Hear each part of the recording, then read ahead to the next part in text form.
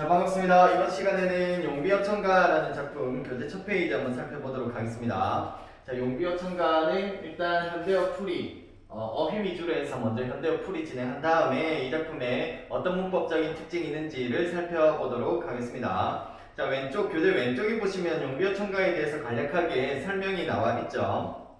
한번 읽어보도록 하겠습니다. 세종 27년 1445년에 지어 세종 29년에 간행한 악장의 하나이다. 훈민정음으로 쓴 최초의 작품으로 조선 건국의 정당성과 후대왕에 대한 권계를 주요 내용으로 한다라고 되어 있습니다. 자, 우리가 저번 시간에 살펴봤던 세종어제 훈민정음 서문 같은 경우에는 원래 세종대왕님께서 쓰실 때 한문으로 썼던 거예요. 그런데 그게 이제 세조 5년 정도에 언해, 그러니까 우리말로 번역이 됩니다. 번역본인 거죠. 그래서 용비어천가가 이 훈민정음으로 지어진 최초의 작품이 되는 거예요. 그런데 여기에서 이 용비어천가는 갈래가 악장이라고 되어 있죠. 우리가 고전 작품들을 많이 살펴봤었는데 뭐 시조도 있었고 고려 가요도 있었고 뭐 가사 다양한 갈래들이 있었는데 이 용비어천가 같은 경우에는 갈래가 악장이 되겠습니다. 자, 악장이라는 게 언제 불려진 노래냐면 조선 초에, 극히 짧은 시기에만 불렸어요. 조선 초에 궁중에서 공식적인 행사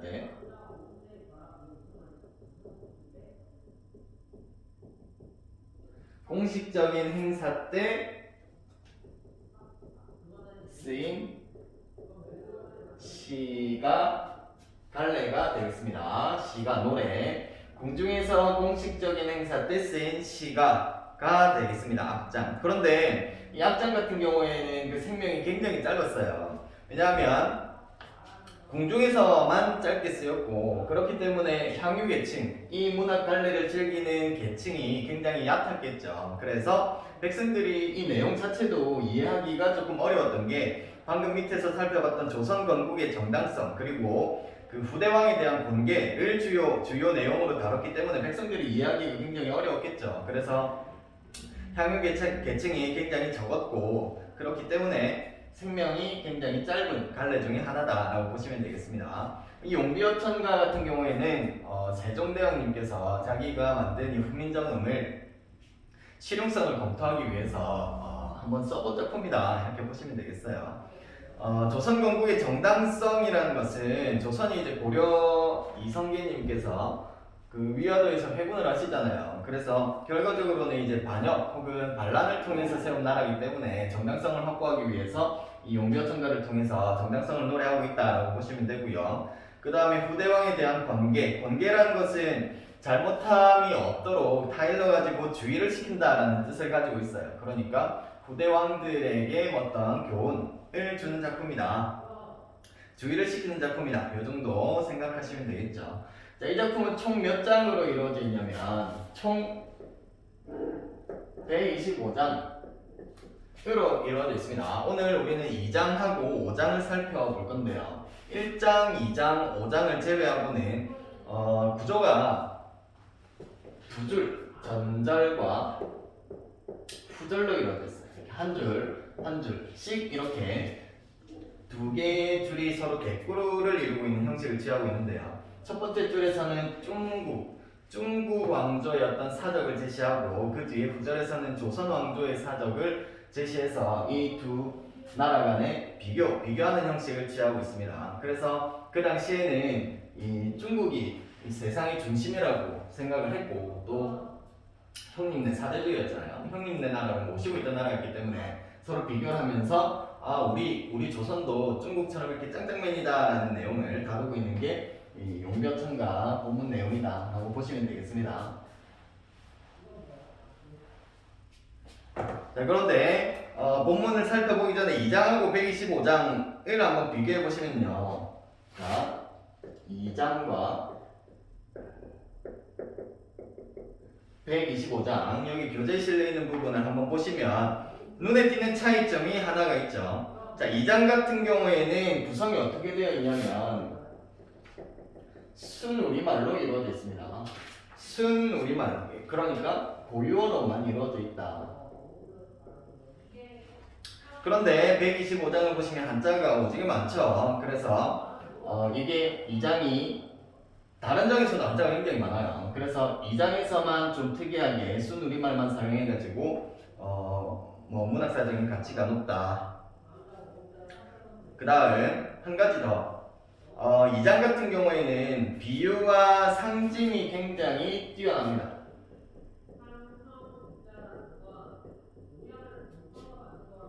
조금 이따가 살펴보겠지만 비유와 상징이 굉장히 뛰어나기 때문에 이 총 125개의 장 중에서 문학적인 가치가 매우 뛰어나다라고 보시면 되겠습니다. 자, 그러면 본문을 한번 살펴보도록 하죠.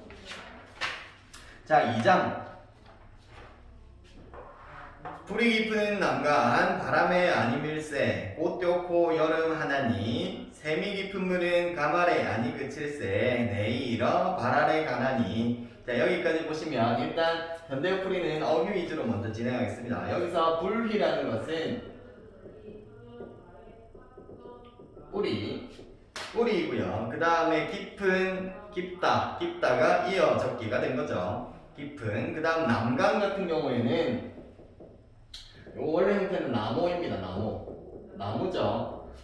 나무인데 요거는 조금 이따가 문법 쪽에서 문법적인 특징을 살펴볼 때 다시 한번 살펴볼게요. 그래서 뿌리 깊은 나무는 여기 뒤에 바람에 아니 밀세, 여기서 미다. 원래 형태는 미다인데요. 미다 같은 경우에는 움직이다라는 뜻이에요. 중세국어시기에는 이 미다라는 단어가 있었고 움직이다라는 의미를 가지고 있었다. 그런데 여기에서 밀세, 우리가 저번 시간에 훈민정음 어제 서문에서도 살펴봤던 것처럼 리을세 같은 경우에는 어떤 의미를 가지고 있었어요? 함으로라는 의미를 가지고 있었어요. 그러니까 움직임으로, 아니 움직임으로 정도로 해석하시면 되겠죠. 그래서 여기까지 끊어서 보면 뿌리가 깊은 나무는 바람에 움직이지 아니하므로, 그 뒤에 꽃, 이것은 꽃입니다. 꽃 좋고 여름 하나니, 여기에서 주의해야 할 것은 여름이겠죠. 이게 우리가 일반적으로 알고 있는 그 summer의 의미가 아니라 어떤 의미를 가지고 있냐면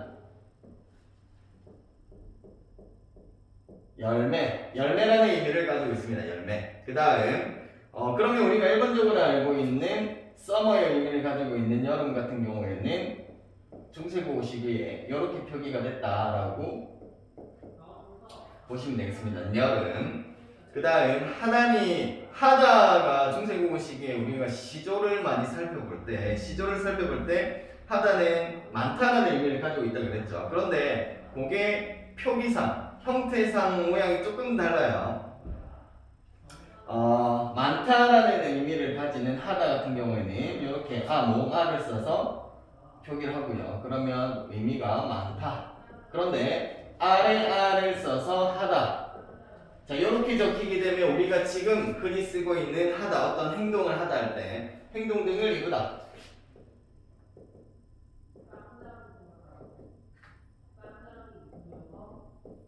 지금 우리가 일반적으로 쓰는 하다의 의미는 이렇게 아래아를 사용해서 표기를 했었다. 이렇게 차이가 있다는 것을 파악해 두시면 되겠습니다.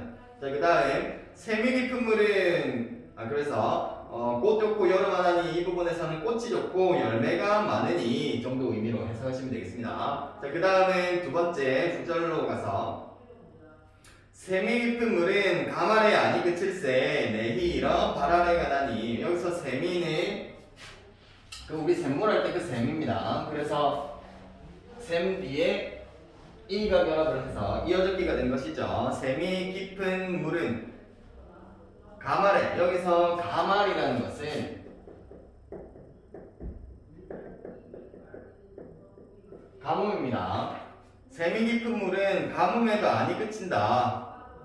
그치지 아니하므로 세미 깊은 물은 가뭄에 그치지 아니하므로 여기까지 끊고요. 그 다음에 내히러 발아래 가나니 여기서 내도 우리 시냇물 할 때 끝낼까 그거 얘기하는 거예요. 그런데 발알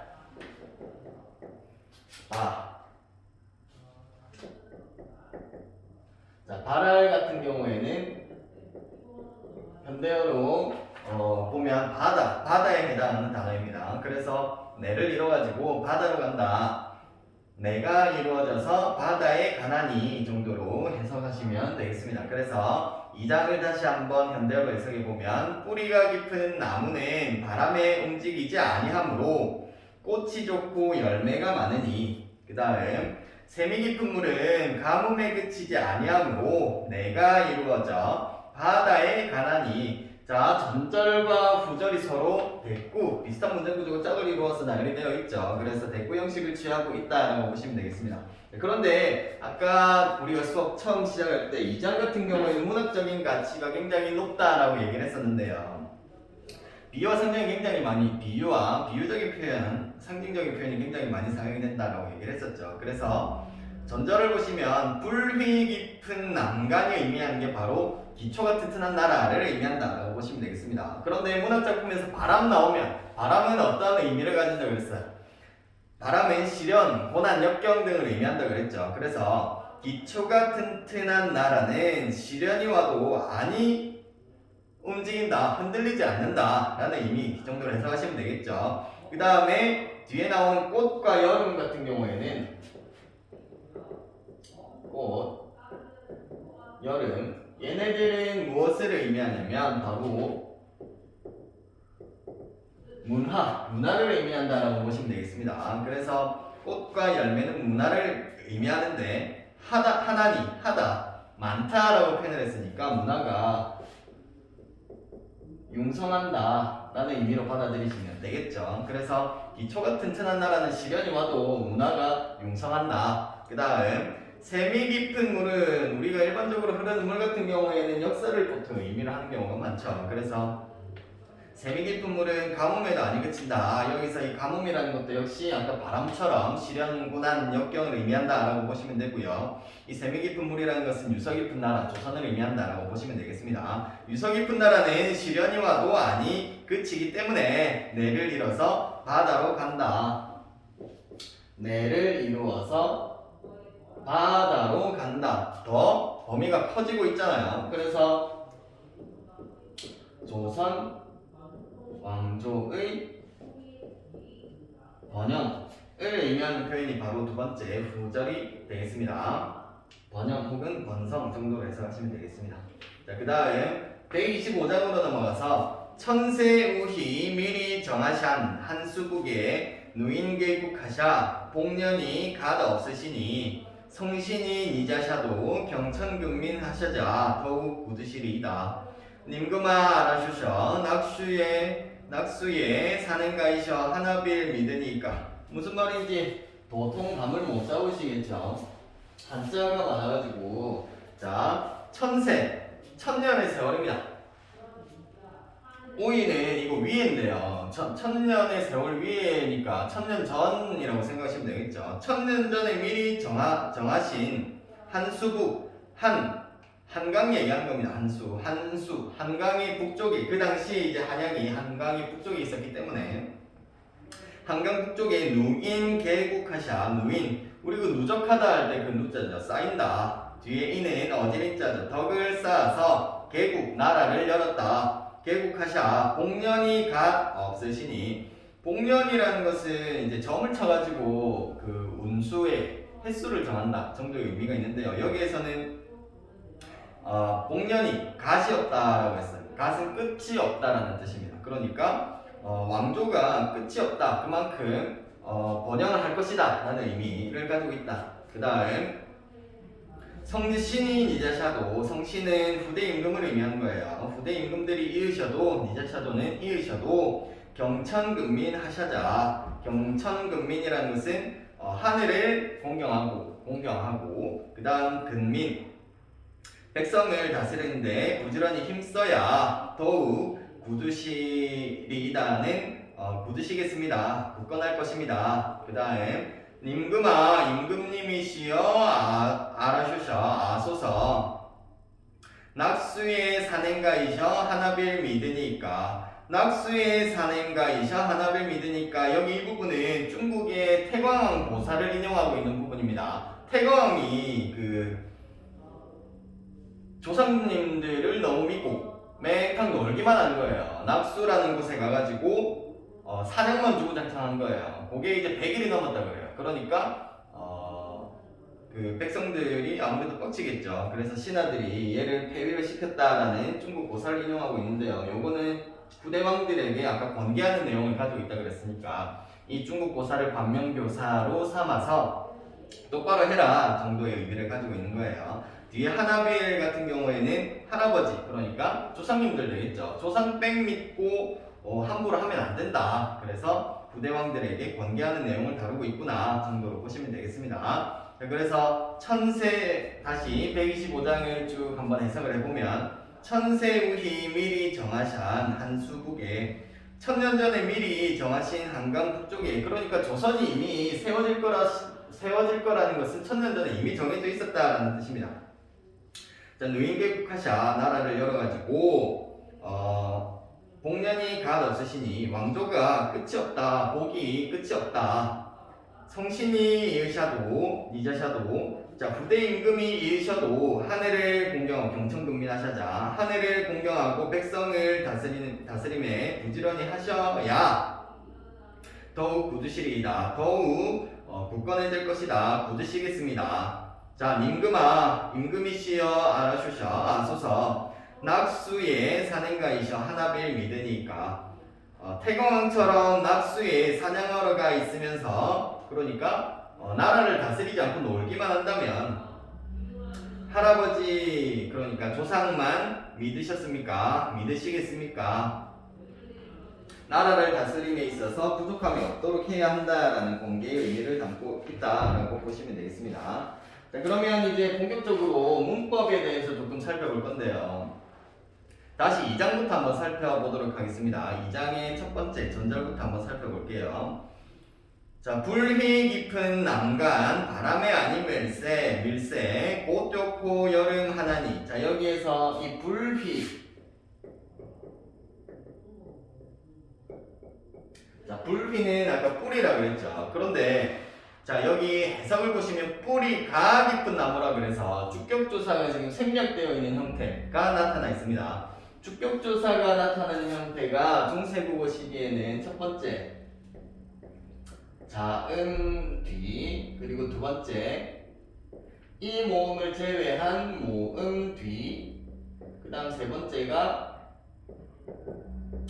이 모음 뒤, 이렇게 세 가지 조건에 따라서 형태가 다르게 나타났었어요. 자음 뒤에서는 어떻게 나타났었죠? 자음 뒤에서는 동그라미가 있는 이가 붙어 결합을 했었고, 그 다음 모음 뒤에서는 동그라미가 없는 이, 그 다음 이 모음 뒤에서는 생략이 되었었다.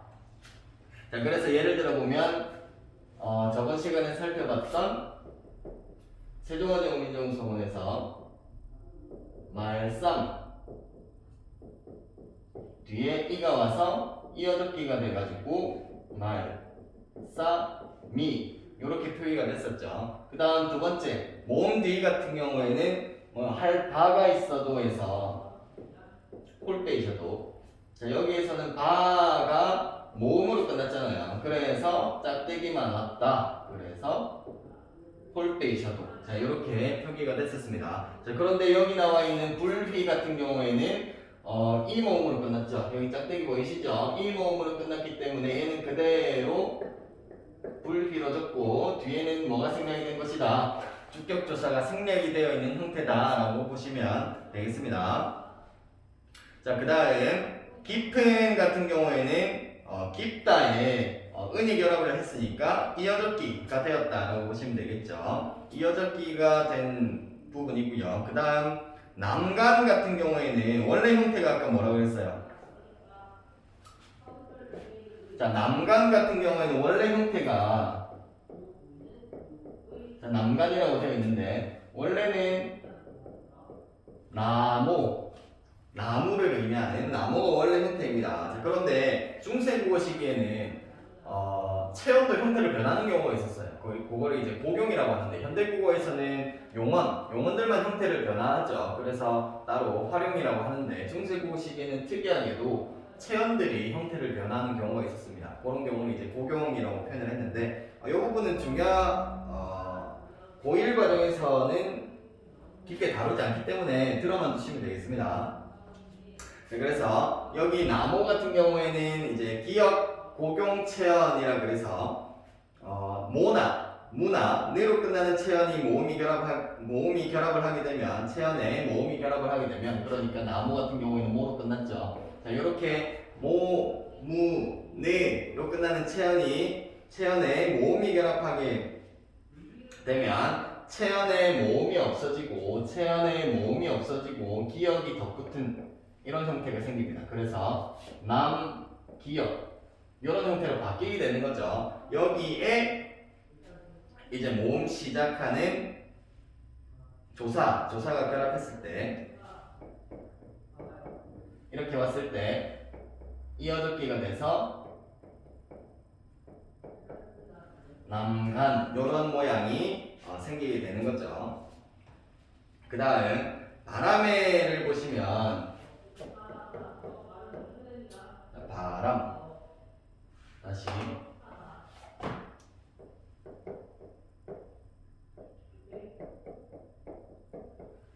자, 바람 같은 경우에는 플러스 뒤에 부사격조사 에가 결합이 되어 있는 형태입니다. 그래서 이어듣기가 돼서 바람에가 되는데 중요한 것은 여기에 이 부사격조사 형태가 에가 있었는데 여기에서는 에가 있고 어떤 때는 또 에를 선택한단 말이죠. 이 이유는 무엇 때문에?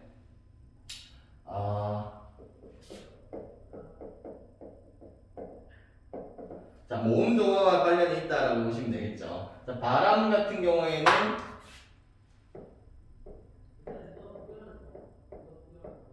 양성 모음을 가지고 있고 이때 에 같은 경우에도 이 모음 에가 양성 모음이다. 중세국어 시기에는 모음 조어가 굉장히 철저하게 지켜졌다고 그랬죠. 양성 모음은 양성 모음끼리, 음성 모음은 음성 모음끼리 함께하는 성질을 모음 조어라고 있었는데요. 여기 바람 같은 경우에도 여기 아래 아가 있기 때문에 양성 모음, 그래서 뒤에 나오는 부사격조사인 에도 마찬가지로 양성 모음을 취하고 있다. 반대로 여기 에 같은 경우에는 언제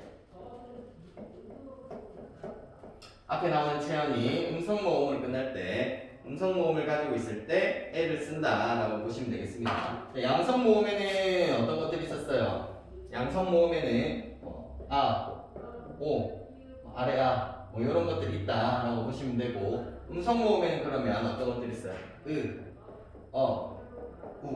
뭐 이런 것들이 있다라고 보시면 되겠습니다. 자, 그 다음 곧은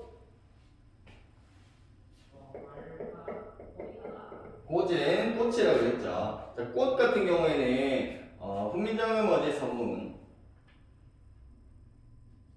서문에서 아침자리에 오는 애들은 팔중성법이라고 그래서 현대국어와는 다르게 8개의 자음만 올 수가 있다라고 했었는데 그 8개의 자음이 기역, 니은, 디귿, 리을, 미음, 비읍, 시옷, 이응이었어요. 그런데 여기에서는 뭐가 들어가 있어요? 지읒이 들어가 있죠. 그렇기 때문에 얘 같은 경우에는 팔종성법이 지켜졌다, 지켜지지 않았다. 팔종성법이 지켜지지 않았습니다. 팔종성, 종성 자리에 8개의 자음이 올 수가 있는데 그게 기역, 니은, 디귿, 리을, 미음, 비읍, 시옷, 이응이었다. 그런데 여기에서는 지읒이 왔으니까 팔종성법이 지켜지지는 않았지만 대신에 세종대왕님께서 글자를 만들 때 뭐죠? 종성은 따로 만들지 않고 초성의 글자를 종성에 다시 사용한다라고 했어요. 그렇기 때문에 이 곧 같은 경우에는 팔종성법을 사용한 것이 아니라 종성부용 초성이 적용이 되었다라고 생각하시면 되겠습니다. 그 다음 좋고 꽃, 교코, 여름, 하나니에서 교코 같은 경우에는 지금으로 따지면 조코의 의미를 가지고 있죠. 그런데 여기에서는 현대국어의 의문 변종 현상 중에서 무엇이 적용이 되지 않은 거예요? 국외음화가 적용이 되지 않은 형태다라고 보시면 되겠습니다. 디귿, 티읕이 이나 반모음 이를 만났을 때는 지읒이나 치읒으로 바뀌는 게 국외음화였잖아요. 그래서 조코로 표기를 하지 않고 교코로 표기한 것으로 봐서 아직 국외음화가 적용이 되지 않았다라는 것을 알 수가 있고요. 그 다음 하다 같은 경우에는 많다라는 의미를 가지고 있다고 했죠. 자, 그 다음 밑에 세미 깊은 물은 보겠습니다. 자, 세미 깊은 물은 가말에 아니 그칠세 내일어 바람에 가라니.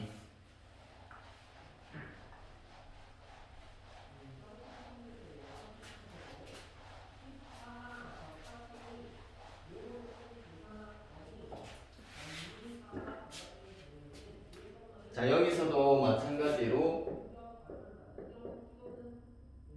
셈 플러스 2 방금 전에 주격조사 자음으로 끝난 뒤에는 동그라미가 있는 이가 온다 그랬죠. 자, 그런데 여기에서는 이어적기가 돼가지고 세미가 되는 것이다. 자, 그 다음 세미는 이렇게 주격조사 동그라미가 있는 이, 그 다음 이어적기가 적용이 된 거고요. 깊은 같은 경우에도 마찬가지로 이어적기가 적용이 된 것이다. 그런데 뒤에 물은을 보시면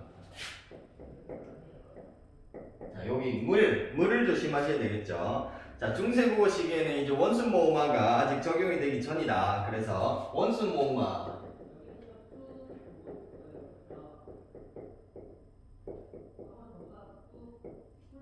이 되지 않았다라는 것을 알 수가 있죠. 원순 모음은 어떤 것들이 있어요?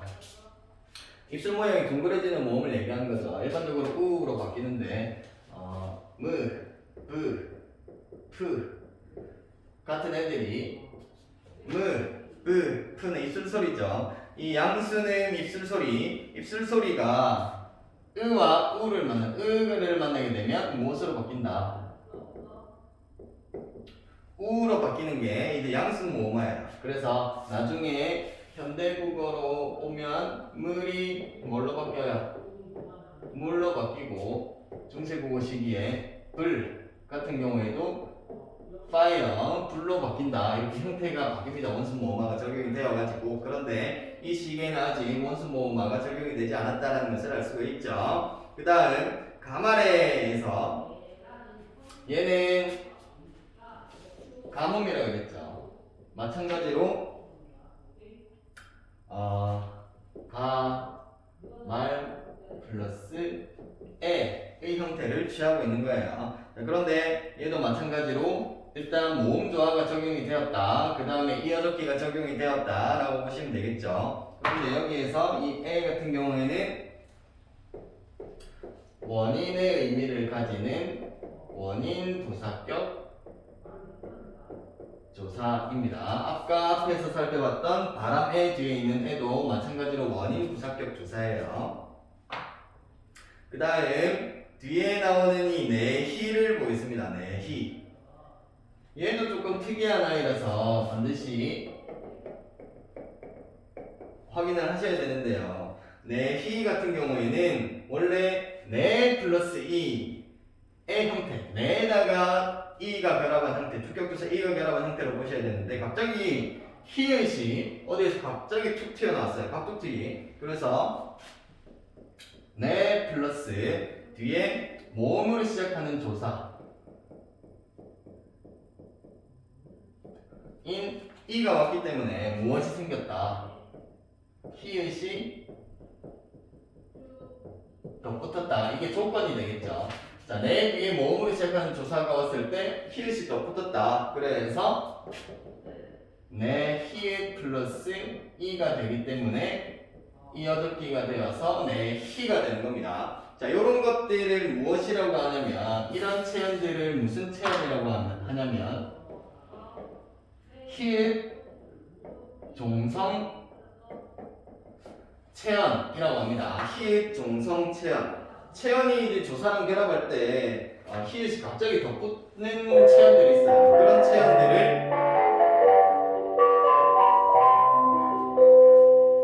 그런 체언들을 이제 히읗 정성 체언이라고 하는데, 요게 현대국어에도 아직 흔적으로 남아 있죠. 예를 들면 살 플러스 고기가 살 고기로 표기가 되고 발음이 되죠. 이런 것들이 이제 히읗 정성 체언의 어떤 흔적이다라고 보시면 되겠습니다. 수가 많지는 않기 때문에 그때 나올 때마다 정리를 해주시면 될 것 같아요. 자, 그래서 여기까지 2장 정리하고 그 다음 125장 한번 보겠습니다. 125장. 천세용이 미리 정하샷 한수국의 능인계국하샤 복년이 갓 없으시니. 자, 천세는 천년, 먼 옛날 정도로 보시면 되겠죠. 우이는 위를 의미하니까 천년 전에 정도로 해석을 하시면 되는데, 이때 우 같은 경우에도 마찬가지로 우 뒤에 자, 우희 같은 경우에도 마찬가지로 원래는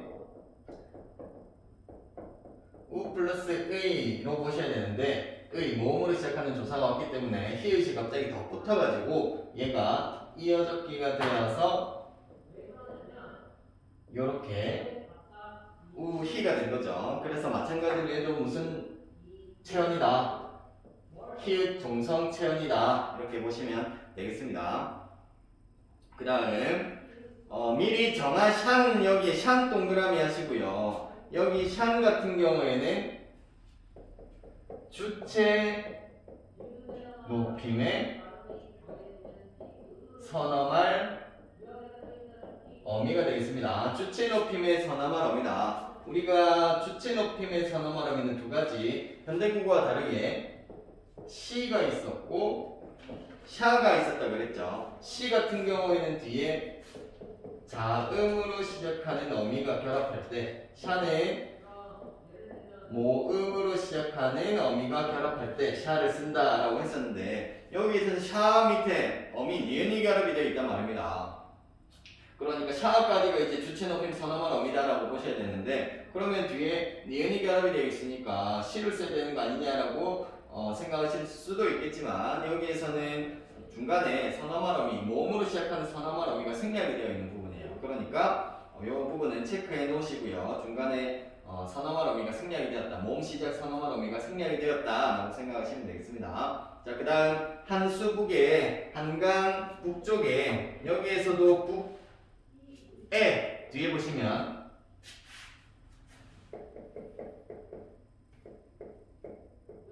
자, 북 플러스 에로 분석이 되겠죠. 그런데 여기는 음성 모음이 사용이 되고 있으니까 뒤에 있는 조사도 마찬가지로 에가 아니라 음성 모음 에를 사용한 조사가 결합이 되어 있다, 모음 조화가 지켜지고 있다라고 보시면 되겠습니다. 그 다음 누인계국하샤 복년이 갓 없으시니, 여기에서는 갓 없으시니 이 부분을 좀 분석을 해볼게요. 갓은 끝이라는 의미로 해석한다고 했죠. 끝 없으시니 끝이 없다.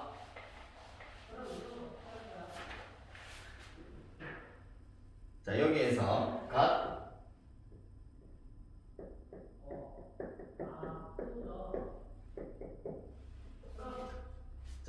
없으시니 끝 없으시니인데, 여기에서도 마찬가지로 이 시 같은 경우에는 주체 높임의 선어말 어미 시다. 주체 높임 선어말 어미 시고요. 여기에서 또 살펴봐야 되는 게 가 밑에 종성으로 반침이 와 있단 말입니다. 그런데 팔종성법, 아까 전에 자음들 받침에 올 수 있는 자음들을 썼으니까 생략하겠습니다. 마찬가지로 얘도 팔중성법이 지켜지지 않았고 받침으로 초성을 다시 썼다. 종성, 부용, 초성이 적용이 되었다라고 보셔야 됩니다. 팔종성법이 적용이 된 게 아니라 종성, 부용, 초성을 사용해서 다시 초성 반침을 사용해서 받침으로 쓰고 있는 거죠. 그 다음 성신인 이자샤도 경천근민 하샤자 더욱 구두실이다. 성신은 후대 임금들을 의미하는 거예요. 훌륭한 왕손들. 니자샤도 같은 경우에는 이으샤도의 의미를 가지고 있는데 니자샤도 마찬가지로 니자샤도. 자, 여기에서도 여기 샤가 있네요. 아까 시랑 샤 같은 경우는 주체 높임의 선어말 어미라고 그랬죠. 얘도 똑같습니다.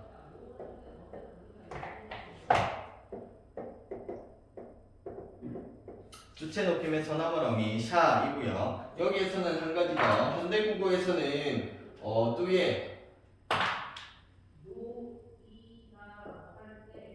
니은 혹은 니을이 올 수가 없죠. 그래서 두음 법칙이 적용이 되지 않았다라는 것도 확인을 하셔야 된다. 그 다음 병천근민 하샤자. 병천근민이라는 것은 하늘을 공경하고 백성을 부지런히 보살핀다는 의미 하셔가지고 더욱 굳게 해야 된다. 구두실이다를 한번 보겠습니다. 구두실이다. 자, 구두실이다 같은 경우에는 시 찾았습니까? 주체 높임의 선어말 어미다. 여기에 있는 리 같은 경우에는 미래 시제 선어말 어미예요. 미래 시제 앞으로 더 굳게 될 것이다 라고 미래를 나타내는 어미라고 보시면 되고요. 미래 시제 선어말 어미. 그런데 여기에서 한 가지 더 살펴봐야 되는 것이 바로 뒤에 있는 이 입니다. 우리가 저번 시간에 주체 높임 그리고 상대 높임 그리고 객체 높임을 살펴봤었는데 이 같은 경우에는 상대 높임의 선어말 어미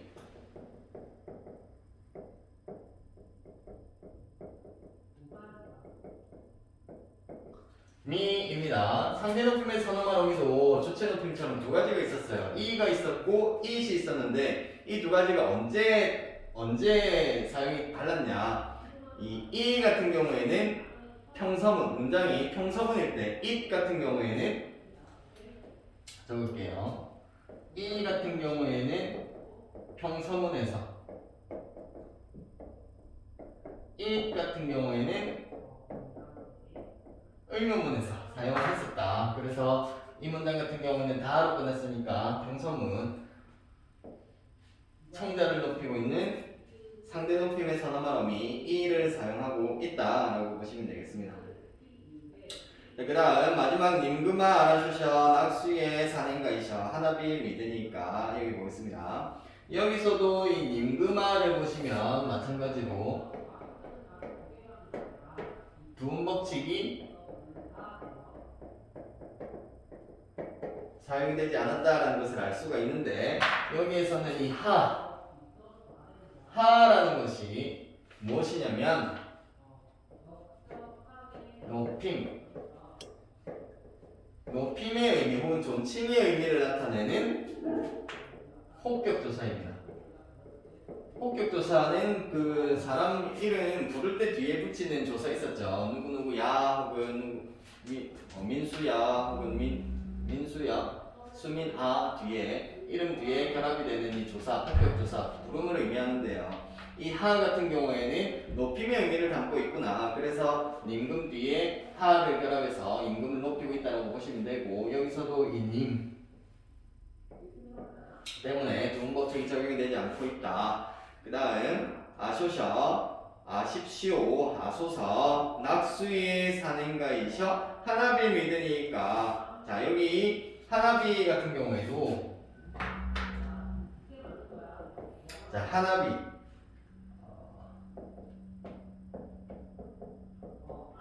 하나비의 뒤에 뭐가 결합을 했냐면 리을 목적격 조사. 지금으로 따지면 을을 있죠. 목적격 조사.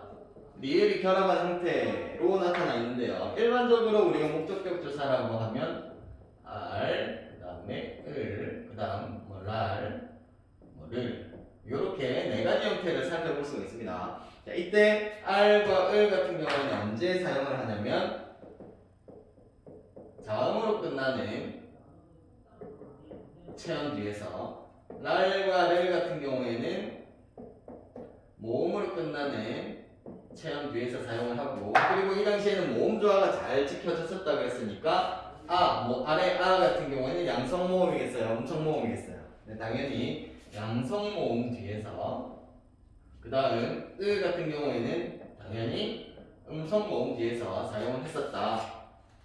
자, 요렇게 묶고, 요렇게 묶고, 요렇게 묶고, 요렇게 묶어야 되겠죠. 그런데 리을이 결합하는 경우, 얘네들 다 목적격 조사인데요. 이 하나비 같은 경우에는 특이하게 리을이 결합했단 말이죠. 왜냐면 얘는 다른 아이들과 특이하게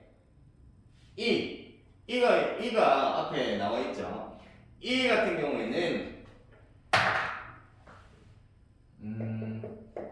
이 모음 같은 경우에는 양성도 음성도 아닌 무슨 모음이다. 중성 모음으로 취급을 했어요. 자, 중성 모음. 여기는 아니고 저기는 아니에요. 그렇기 때문에 중성 모음 뒤에는 간혹 종종 리을로 목적격 조사가 나타났었다라는 특징이 있어요. 그래서 하나비, 할아버지를, 이 의미가 할아버지를로 해석이 되겠죠. 그 다음 마지막으로 한 가지만 더 살펴보면 믿으니까, 여기 이 부분 한번 보겠습니다. 믿으니까.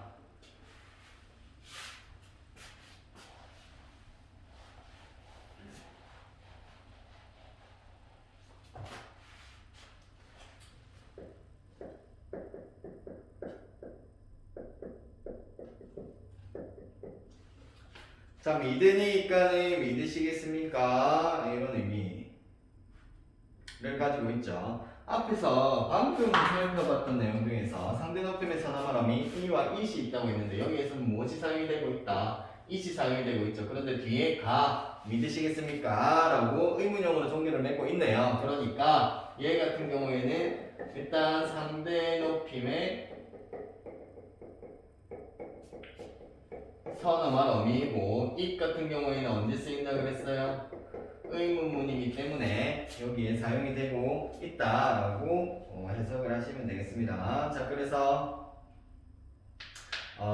훈민정 아니죠. 용비어 첨가의 2장과 125장을 간단하게 살펴봤고요. 그 뒤에 나와 있는 빈칸 채우기, 빈칸을 채우면서 내용 정리를 한번 하시고, 정답지도 같이 있으니까 정답지 이용해서 빈칸 채우신 다음에 과제 확인 받으시면 인증 받으시면 될 것 같습니다. 여기까지 하겠습니다.